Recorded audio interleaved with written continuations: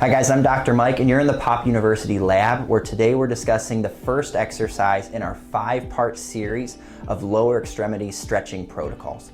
The goal is that you'd actually do all of these exercises together to have a holistic approach of the lower extremities and the muscles that are typically used while we exercise, but you can absolutely use these exercises individually to address a specific deficit that you might be working on. The stretch we're going to start here is going to be called the figure 4 stretch, and it's very specific to the populations that we're working with, where they're usually high repetition athletes.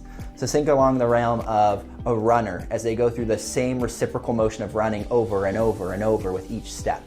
We also see it really common in our weightlifters, those who are doing high reps and sets of deadlift or squat, or any of those movements that are going to take that hip through its full range of motion.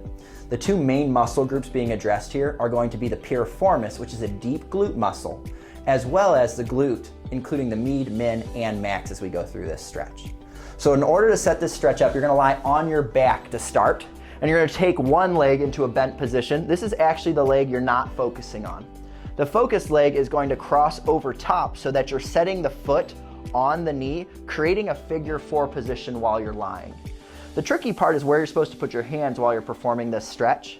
The hand on the same side as the cross leg is actually going to reach between your leg, and it's going to grab onto either your top of your knee, or if you can get down a little bit further, to grab onto the shin to create a greater stretch.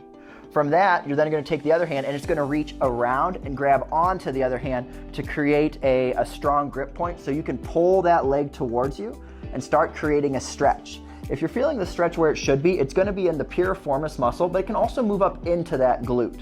You're going to hold that position for at least 18 seconds to get permanent change or deformation or even benefit from the stretch. But increasing the length at which you hold can increase the amount of benefit and further stretching potential you'll get by holding it a little bit longer. That is going to be the first exercise in our 5-part series. Thanks so much for joining us today, guys.